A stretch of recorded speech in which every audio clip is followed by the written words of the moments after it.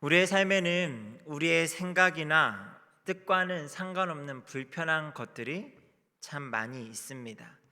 우리는 이러한 불편한 것들을 바꾸려고 부단히 노력하고요. 믿음의 방식으로 해결하겠다라는 좋은 접근으로 때로는 기도를 선택을 하고 그 가운데 열심을 냅니다. 그러면 우리가 이 불편을 해소하기 위해 선택한 이 기도에 대해서 한 번 더 생각을 해야겠죠. 기도가 무엇일까요? 기도는 중생한 자, 하나님의 은혜를 받고 하나님의 백성이 된 사람이 하나님께 바라는 것을 구하는 것이다. 이렇게 생각한다면 아마 이거는 50점짜리, 어떻게 생각하면 이거는 아마 0점짜리 답일 수도 있습니다. 기도에 대한 가장 좋은 예시를 예수님께서 가르쳐 주셨죠. 너희는 이렇게 기도하라. 하늘에 계신 우리 아버지여, 이름이 거룩히 여김을 받으시오며 나라가 임하시오며 하늘의 뜻이 하늘에서 이룬 것 같이 땅에서도 이루어지이다. 오늘날 우리에게 일용할 양식을 주시옵고 하면서 우리에게 기도를 가르쳐 주셨습니다. 예수님께서 가르쳐 주신 기도에는 대부분의 내용들이 하늘의 뜻과 하나님께서 원하시는 하나님의 나라가 이 땅 가운데 세워질 것들, 또 하나님이 원하시는 기도의 제목들로 가득 차 있습니다. 그 가운데 특별히 우리에게 일용할 양식을 구하는 것에 대한 기도도 있지만 그 기도는 아주 짧은 기도로 끝이 나죠. 아마 우리의 삶에 적절한 양을 구하는 그런 기도라고 볼 수 있을 것입니다. 오히려 훨씬 더 많은 부분 하늘의 뜻을 구할 것을 우리에게 당부하시죠. 아버지의 뜻이 내 삶에 또한 이 땅 가운데 이루어지길 구하는 것, 그래서 그 뜻이 나의 뜻이 되게 해달라고 간청하는 것, 이것이 예수님께서 우리에게 가르쳐 주신 기도입니다. 하지만 막상 기도의 자리에서 우리의 마음은 어떻습니까? 나의 뜻을 하나님이 자신의 뜻으로 삼으시도록 관철시키고자 우리는 부단한 작업을 할 때가 있습니다. 마치 야곱이 밤새 씨름을 해서 하나님과 겨루어 이겼다, 그래서 이스라엘이라는 이름을 받은 것처럼, 또 때로는 신약에서 예수님께서 비유로 말씀하신 가운데 과부가 목청껏 소리 질러서 심지어 어떤 사람의 마음을 움직였는가 하면 불의한 재판관의 마음을 움직일 정도로 그렇게 사생결단의 각오로 기도하는 것, 그것이 아마 우리의 기도라는 어떤 부분에 있어 가장 큰 부분을 차지하고 있지는 않은가 한번 생각해 보셨으면 좋겠습니다. 분명 성경에서 이러한 사생결단의 기도 이야기도 소개하고 있기 때문에 그러한 기도가 잘못되었다라고 이야기할 수는 없습니다. 하지만 그것이 기도의 대표적인 형태나 아니면 우리가 추구해야 하는 기도의 궁극적인 방향성이라고 말하기는 분명 어렵습니다. 그렇게 기도하고 나서 우리에게 찾아오는 유익이 크지가 않다라는 거예요. 하나님께 자기의 자녀를 사랑하셔서 때로는 우리의 뜻을 들어주실 때도 있죠. 우리가 간구하는 것, 그런 내용들에 대해서 그렇게 우리에게 응답하실 때도 있습니다. 그래서 우리의 불편은 일시적으로 해소되기도 하고요, 잠시의 기쁨을 누릴 수도 있습니다. 하지만 여기에는 부작용도 있어요. 아버지의 뜻에는 여전히 관심 없고요, 내가 바라는 것들만 이루고자 하는 어린아이와 같은 마음으로 남아 있을 수 있다라는 거죠. 성장을 하고 어른이 된다라는 것에는 여러 가지 의미가 있습니다. 특별히 우리 신앙생활도 영적인 어린아이에서 장성한 분량에 이르기까지 성장할 것을 우리에게 말씀하신다면 우리의 신앙은 날마다 자라가야 하잖아요. 그러면 성장해서 어른이 된다라는 것은 어떤 의미가 있습니까? 여러 가지 의미가 있겠지만 그중 하나가 부모의 마음을 아는 것, 이것을 성장했다라는 어떤 지표로 사용하기도 합니다. 부모님이 왜 그렇게 말씀하셨을까? 이것을 아는 것이 성장한 증거의 하나라는 거죠. 그러면 우리가 기도 가운데 성장했다라고 한다면 우리의 기도는 어떻게 바뀌어가야 할까요? 하나님의 뜻을 알아가는 것으로 우리의 기도는 바뀌어가야 한다라는 겁니다. 이전에 어린아이와 같을 때에는 단지 우리가 바라는 것들을 구하는 것들로 우리의 기도가 가득 채워졌다면 점점 더 신앙이 성숙해 가면서 우리의 바라는 기도의 내용들이 하늘의 뜻을 구하는 것, 하나님의 나라가 세워지는 것으로 바뀌어 가야 한다라는 겁니다. 하지만 여전히 우리의 기도는 나의 뜻을 기도할 때가 더 많지 않은가 우리는 생각하게 됩니다. 그리고 나의 뜻의 대부분의 내용은요, 내가 불편해하는 것들이죠. 아니면 당장 내가 경험하거나 sem할 수 있는 유익이 되는 것들을 우리는 기도합니다. 내게 불편한 것들은 제하시고 내게 유익이 되는 것들을 넘치게 해달라는 것, 그것이 우리의 기도를 차지하고 있지는 않습니까? 오늘 본문 잠언 14장 4절의 말씀을요 다시 한번 읽도록 하겠습니다. 오늘 본문입니다. 시작. 소가 없으면 구유는 깨끗하려니와 소의 힘으로 얻는 것이 많으니라. 저는 이 말씀에서 소 자체에 대한 의미보다는 소로 인해 만들어지는 더러워지는 환경을 불편이라는 단어로 묵상했고요, 소의 힘으로 얻는 것을 유익이라는 관점으로 묵상해 보았습니다. 어린 시절 외갓집이 농사를 하셨기 때문에 그 집 옆에는 소를 키우는 외양간이 있었습니다. 당연히 어린 마음에 소구경을 하러 가죠. 그러면 처음에는 소만 보입니다.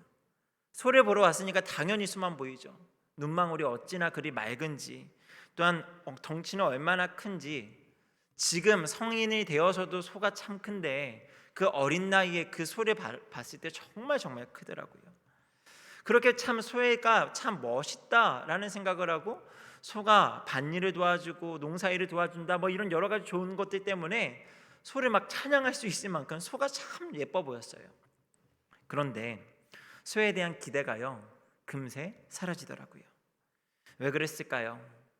그 외양간의 청결 상태가 좋지가 않았기 때문에요. 그렇다고 해서 외삼촌이 그 외양간을 청소하지 않은 건 아닌데, 시간이 얼마 지나지 않으면, 청소한 지 시간이 얼마 지나지 않으면 그 외양간 안에다가 소가 똥을 싸고요, 여러 가지 더러운 것들이 꼬인다라는 거죠. 그러니 거기에는요 파리들이 득실거리고요, 악취가 풍긴다라는 거예요. 더 이상 사람이 머물기에는 적합한 곳은 아니다라는 판단에 어린 마음에 소를 참 좋아했던 마음에서 빨리 가야지, 여기 피해야겠다라는 생각으로 바뀌게 되더라고요. 소를 향한 기대가 더러운 환경으로 인해 산산이 깨지는 것처럼 우리가 바라는 모든 것은 원치 않는 불편한 것들로 언제든지 뒤엉킨 삶으로 변할 수 있다라는 것을 우리는 잘 알고 있습니다. 불편이라는 것에 대해서 우리는 일반적으로 두 가지를 생각할 수 있습니다. 하나는 일상생활에서 튀어나온 모처럼 조금만 손해보면 해결할 수 있는 불편함이에요.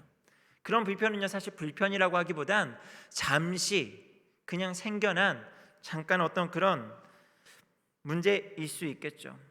그런 상황에서는 내 마음대로 불편함에 근원되는 문제를 해결하거나 그것을 해결하면, 그것을 이렇게 정리하면 그것은 사라지게 되는 불편입니다. 큰 문제가 되지 않죠. 하지만 또 하나의 불편이 있죠. 내 힘으로는 바꾸기 어려운, 근본적으로 바꾸기 어려운 불편들이 있습니다.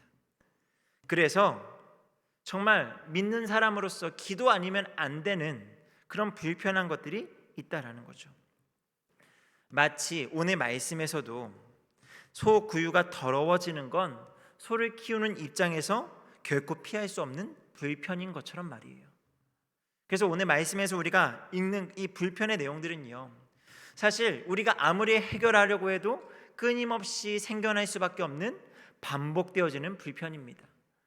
우리가 튀어나온 못을 그냥 잘라내고 그냥 다시 어떻게 해결하는 정도의 문제가 아니라요, 계속적으로 안고 가야 하는 불편이라는 거죠.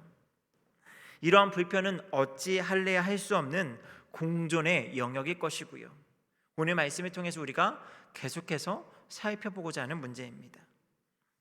우리가 원치 않는 불편한 삶을 성경에서 나오는 또 다른 단어로 고난이라는 단어로 표현할 수 있지 않나 생각을 합니다. 여러분, 고난이 나의 삶에 찾아오는 것을 누가 원할까요? 누가 고난의 삶을 걷고 싶겠습니까? 내 집에 이 고난이, 내 인생에 이 고난이 손님으로 찾아온다라고 해도, 그렇게 예고를 하고 손님으로 찾아온다라고 해도 사실 누가 환영하겠어요? 빨리 사라졌으면 좋겠다라는 마음이겠죠.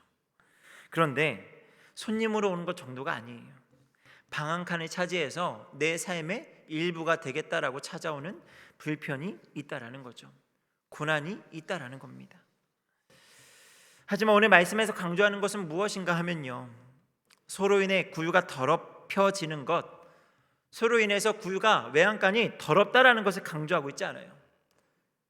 말씀을 다시 한번 읽어보면 소가 없으면 구유는 깨끗하려니와, 정말 강조하는 건 뒤에 나오는데요, 소의 힘으로 얻는 것이 많으니라. 오늘 말씀이 강조하는 것은요, 소로 인해서 구유가 더러워진 것을 강조하는 것이 아니고요, 소의 힘으로 얻는 것이 많다라는 것을 우리에게 말씀하고 있다라는 거죠. 당장에는 악취가 나고 보기 싫어도 소의 힘으로 얻는 것이 많다라는 겁니다. 지금 현재 겪고 있는 불편함은 누구에게나 있을 거예요. 하지만 우리가 말씀을 통해서 그 불편한 것들, 고난의 상황들을 바르게 내 삶에 적용하자면 그 속에서 내게 주시는 유익이 무엇인지 살펴보아야 한다라는 거예요. 불평과 고난이 내게 주이는 유익을 생각하며 고난도 내게 유익함이라 고백할 수 있는 우리가 되어야 한다라는 겁니다. 이런 불편함이 인간에게 있어서 오히려 득이 되고, 때로는 안락함, 편안함이 우리의 인생 가운데 독이 되는 경우가 참 많이 있죠. 그 중에 대표적인 이야기가 제가 어린 시절부터 들어왔던 세옹지마 이야기지 않을까 싶습니다. 중국 국경 지방에 한 노인이 살고 있었습니다. 어느 날 이 노인이 기르던 말이 국경을 넘어서 오랑캐 땅으로 도망을 쳤어요. 그러니까 이웃 주민들이 위로의 말을 건네요. 아이고, 참 안 됐습니다. 그런데요, 이 노인은 뭐라고 대답을 하는가 하면, 혹시 압니까? 이 일이 복이 될지 나는 모르겠습니다. 복이 될 수도 있다라는 거죠. 그로부터 몇 달이 지나서요, 이 도망쳤던 말이 암말 한 마리를 데리고 왔다라는 거죠. 그러니까 또 주민들은 노인께서 말씀하신 그대로 그 안 좋았던 일이 좋은 일이 되어서 돌아왔네요. 축하드립니다 라고 이야기를 했습니다. 그러니까 이 노인이 또 이렇게 이야기를 해요. 이게 화가 될지 누가 알겠습니까? 하면서 크게 기뻐하지 않았다라고 합니다. 며칠 후에 노인의 아들이요, 그 말을 타다가 낙마해서 다리가 부러지고 말죠. 그러니까 또 사람들이 찾아와서 위로를 건넵니다. 그러니까 이 노인은 또다시 이게 복이 될지도 모르는 일입니다. 그리고 나서 얼마 지나지 않아 전쟁이 났고요, 그 전쟁 가운데 많은 건강한 청년들이 징집되어서 전쟁터로 나아갔습니다. 하지만 이 아들은 다리가 부러진 까닭에 그 전쟁에 나가지 않게 되었다라는 거죠. 여러분, 이게 세옹지마의 이야기죠.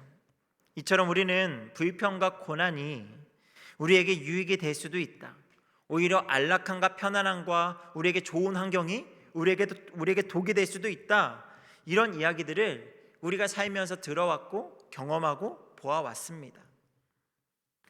성경에서도 더욱 분명하게 이러한 것들을 우리에게 말씀하고 있어요. 불평과 고난이 우리의 삶에 때로는 유익이 될 수 있다라는 거예요. 야고보서 1장 2절의 말씀을 같이 한번 읽도록 하겠습니다. 야고보서 1장 2절의 말씀입니다. 시작. 내 형제들아, 너희가 여러 가지 시험에 당하거든 온전히 기쁘게 여기라. 야고보 사도는 분명하게 우리에게 말씀을 해요. 너희가 여러 가지 시험에 당하거든 너희는 이것을 기쁘게 여기라고요. 고난을 당했는데 그냥 그 상황과 상관없이가 아니고요, 이러한 관점에서, 오늘 우리가 읽은 말씀의 관점에서 그 고난이 우리에게 유익이 될 수 있다라는 거죠. 시편에도 이렇게 말씀을 해요. 시편 119편 71절의 말씀인데요, 우리 같이 한번 읽겠습니다. 시작. 죄송해요, 제가 잘못 전달했네요. 71절인데 제가 21절로 잘못 전달한 것 같습니다. 제가 읽어드릴게요. 고난 당한 것이 내게 유익이라, 이로 말미암아 내가 주의 율례들을 배우게 되었나이다. 고난에 당한 것이 내게 유익이 되었고요, 그것으로 인해서 내가 주의 말씀들을 배우게 되었습니다.